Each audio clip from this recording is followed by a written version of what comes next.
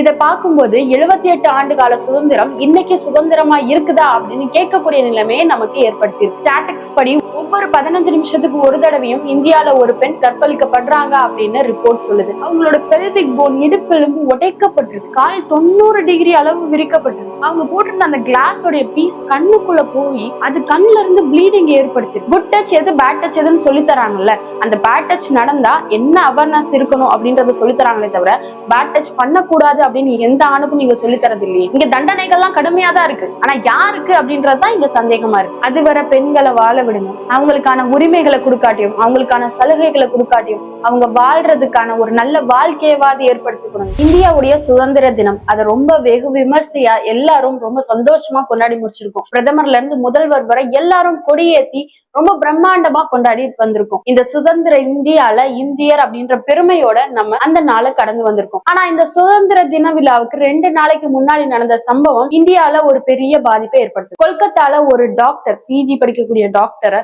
ரொம்ப கொடூரமா கூட்டு பலாத்காரம் செஞ்சு கொலை செஞ்சிருக்காங்க. இதை பார்க்கும்போது 78 ஆண்டு கால சுதந்திரம் இன்னைக்கு சுதந்திரமா இருக்குதா அப்படின்னு கேட்கக்கூடிய நிலைமையை நமக்கு ஏற்படுத்தியிருக்கு. ஒரு காலத்துல பிரிட்டிஷ் அரசாங்கம் இந்திய மக்களை அடிமைப்படுத்தி வச்சிருந்தாங்க. அவங்களுக்கு பேச்சுரிமை இல்ல, எழுத்துரிமை இல்ல, சொத்துரிமை இல்ல, வாழ்றதற்கு கூட உரிமை இல்லாத நிலைமையில பல இடங்கள்ல எழுச்சி நடந்தது, போராட்டம் நடந்தது. அப்போ அதெல்லாத்தையும் தாண்டி பல தியாகங்களுக்கு அப்புறமா இந்த இந்திய சுதந்திரம் கிடைச்சது. சுதந்திர நாட்டுல நமக்கு பேச்சுரிமை, எழுத்துரிமை, சொத்துரிமை, வாழ்றதுக்கான உரிமை, எல்லா உரிமைகளும் இங்க இருக்கு. யார் எந்த வழியை பின்பற்றாங்களோ அந்த வழியை பின்பற்றக்கூடிய உரிமைகளும் இங்க இருக்கு. இதனாலதான் என்னவோ மக்களுக்கு இன்னும் அதிகமா சுதந்திரம் கொடுக்கப்பட்டுருச்சு. பேச்சுரிமை அப்படின்னா யார வேணா எவ்வளவு வேணா கொச்சையா பேசலாம், யாரும் அதை கேட்க மாட்டாங்க. எழுத்துரிமை அப்படின்னா யாரை பத்தி வேணா இங்க தவறா எழுதலாம், அதை போற்றக்கூடிய பாராட்டக்கூடிய ஒரு மக்கள் கூட்டம் இருந்துகிட்டே தான் இருக்கும். இதெல்லாம் தாண்டி ஒரு மனிதன் என்ன செயலை வேணா செய்யலாம், அதை எந்த இடத்துல வேணா செய்யலாம் அப்படின்ற ஒரு நிலைமை தான் இன்னைக்கு இந்தியால பெரும்பாலும் காண முடியுது.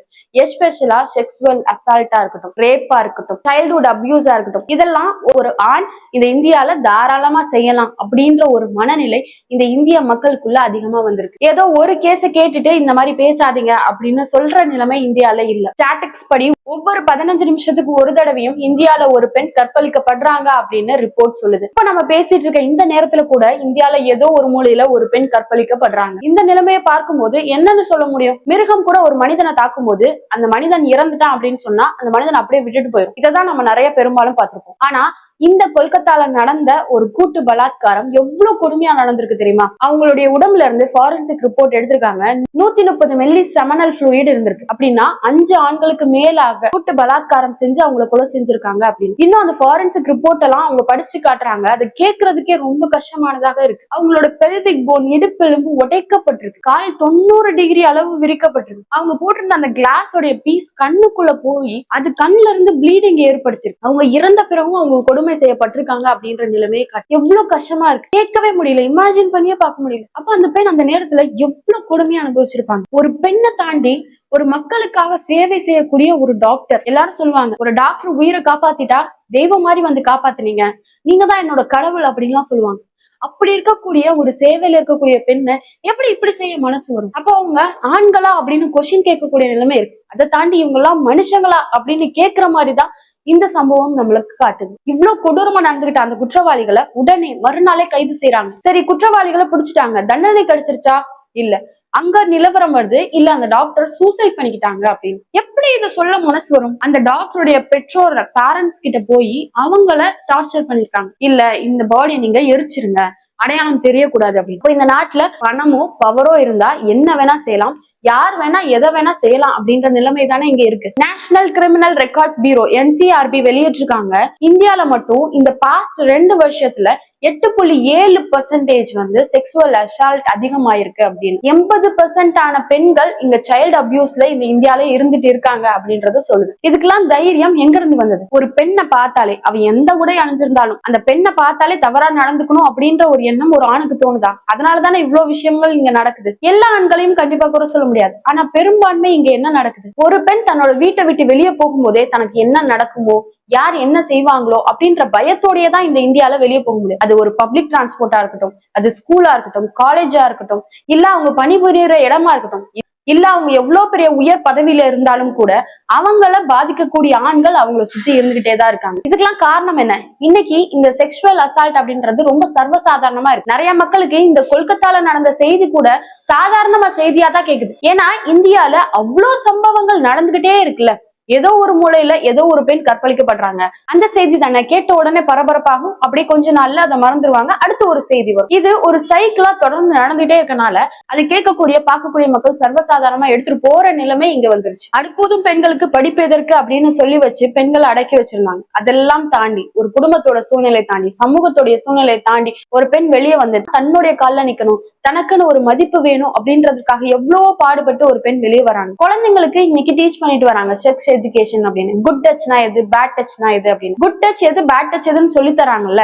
அந்த பேட் டச் நடந்தா என்ன அவேர்னஸ் இருக்கணும் அப்படின்றத சொல்லி தராங்களே தவிர பேட் டச் பண்ணக்கூடாது அப்படின்னு எந்த ஆணுக்கும் நீங்க சொல்லி தரது இல்லையே. ஈவன் சைல்ட்ஹுட் அபியூஸ்ல இருந்து வளர்ந்த ஒரு பெண்ணா இருந்தா கூட தன்னுடைய மகனுக்கோ தன் வீட்டுல இருக்கக்கூடிய ஆணுக்கோ இது செய்யக்கூடாது, இது எவ்வளவு பெரிய பாதிப்பு உள்ளத்தால உடலால ஏற்படுத்தும் அப்படின்றத யாருக்கும் சொல்றது இல்லையே, பேசுறது இல்லையே. ஒரு பஸ்ல போகும்போது ஒரு பெண்ணை அபியூஸ் பண்ணாங்க அப்படின்னா அது அப்படிதான் இருக்கும், நீ அட்ஜஸ்ட் பண்ணி பத்திரமா இருந்துக்கோ அப்படின்னு சொல்லக்கூடிய நிலைமை தானே இந்த சமூகத்துல இருக்கு. அதனாலதான் இவ்வளவு சம்பவங்களும் தொடர்ந்து நடந்துகிட்டே இருக்கு. இந்த கொல்கத்தா சம்பவம் முடிஞ்ச உடனே அடுத்து ஒரு வீடியோ ரிலீஸ் ஆகுது. ஒரு ஃபீமேல் டாக்டர் டியூட்டில இருக்காங்க. அங்க வரக்கூடிய ஒரு ஆண் ஹாஃப் நியூடா வந்து அவங்கள செக்ஷுவல் அசால்ட் பண்றான். அப்ப அந்த பெண் வேகமா அவங்கள எதிர்க்க ட்ரை பண்றான். அப்போ அவன் ஓடிடுறான். இந்த சம்பவம் அதை தொடர்ந்து அப்படியே வருது. இது வெளியே வர்ற கேஸ். இன்னும் வெளியே வராம எவ்வளவோ விஷயங்கள் இந்த இந்தியால தொடர்ந்து நடந்துகிட்டே இருக்கு. எல்லாரும் பேசுறாங்க, யூடியூப்ல இருக்கக்கூடிய எல்லாரும் பேசுறாங்க, இதை பத்தி எல்லாரும் அவேர்னஸ் கொடுக்குறாங்க.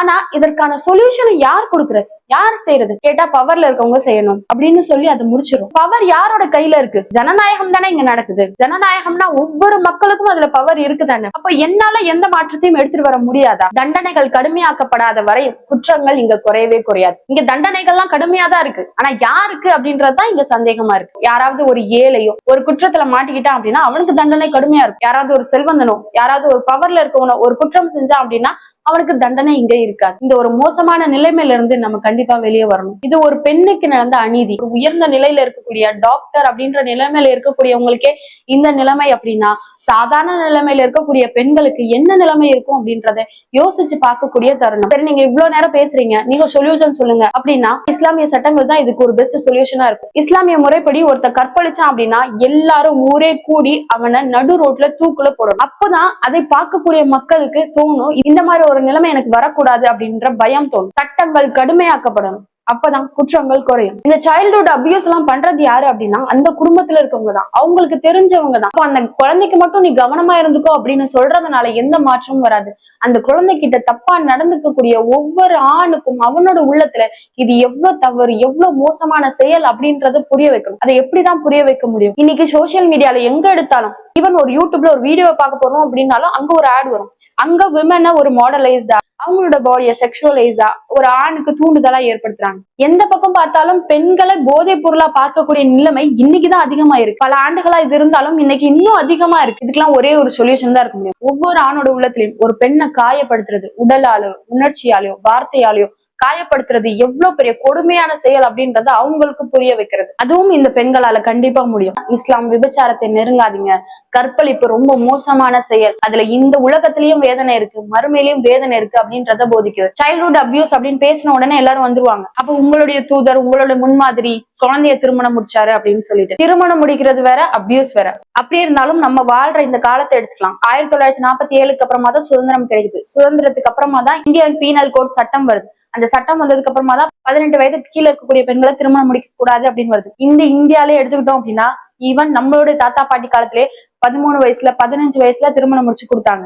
ஏன்னா உங்களுடைய தாத்தா பாட்டி காலத்துல போய் கேட்டு பாருங்க, அவங்களுடைய அம்மா எல்லாம் எந்த வயசுல திருமணம் முடிச்சு கொடுத்தாங்க அப்படின்னு. இன்னும் பின்னாடி போக போக சின்ன வயசுல திருமணம் முடிக்கிற பண்பு எல்லா நாடுகள்லயும் இருந்தது. அது மாதிரிதான் 1446 வருஷத்துக்கு முன்னாடி அரேபியால அவங்க திருமணம் முடிச்சாங்க. அது தவறா இல்லை. இன்னைக்கு யாரும் குழந்தை திருமணம் பண்றது இல்லையே. ஆனா இன்னைக்கும் கேரளால நம்ம பார்த்தோம் அப்படின்னா குழந்தை திருமணம் நடக்குது. யாரு பண்றா அப்படின்னா பெரிய பெரிய அரசியல்வாதிகள், செல்வந்தர்கள். அவங்களுக்கு ஒரு நல்லது நடக்கும் அப்படின்றதுக்காக குழந்தைகளை திருமணம் முடிக்கிறாங்க. ஈவன் இந்தியால போனோம் அப்படின்னா மன்னர்கள்லாம் அதை விட மோசமா அந்தப்புறம் அப்படின்ற ஒரு இடத்தை ஏற்படுத்தி அங்க பெண்களை யூஸ் பண்ணிட்டு இருந்தாங்க. பல பெண்கள் வாழ்வாதாரமே இல்லாம மன்னனுக்காக மட்டும் சேவை செய்யறதுக்காக இருந்தாங்க. இன்னைக்கு நடக்கிறது அபியூஸ். எந்த பெண்ணை பார்த்தாலும் எந்த குழந்தைய பார்த்தாலும் தவறா நடந்துக்கணும் அப்படின்ற உள்ளம் ஒரு ஆணுக்குள்ள இருக்கு. அந்த எண்ணத்தை களையறதுக்கு என்ன முயற்சியோ அதுதான் நம்ம செய்யணும். அப்பதான் இங்க பெண்களுக்கு பாதுகாப்பு இருக்கும். சுதந்திர தினத்தை இப்பதான் கடந்து வந்திருக்கும். உண்மையிலே சுதந்திரம் அப்படின்னா அது பெண்களுக்கு பாதுகாப்பை ஏற்படுத்தக்கூடியதா இருக்கணும். ஒரு ஆண் பெண்ணை பாதுகாக்கக்கூடிய பொறுப்புதாரி அப்படின்னு இஸ்லாம் சொல்லுது. எந்த ஒரு பெண் தனியா இந்த நாட்டுல வெளியே போகும்போது தைரியமா வெளியே போறாளோ அப்பதான் இந்த நாட்டுக்கு சுதந்திரம் கொடுத்ததாக ஏற்றுக்கொள்ளப்படும். அதுவரை பெண்களை வாழ விடுங்க. அவங்களுக்கான உரிமைகளை கொடுக்காட்டியும் அவங்களுக்கான சலுகைகளை கொடுக்காட்டியும் அவங்க வாழ்றதுக்கான ஒரு நல்ல வாழ்க்கையவாது ஏற்படுத்தி கொடுங்க. அவங்களுக்கான சலுகைகளை அவங்க போராடி கண்டிப்பா பெற்றுப்பாங்க. ஆனா அவங்களோட வாழ்வியல் உரிமைகளே பறிக்கணும் அப்படின்னு நினைக்காதீங்க. அஸ்ஸலாமு அலைக்கும் வரஹ்மத்துல்லாஹி வபரகாத்துஹு.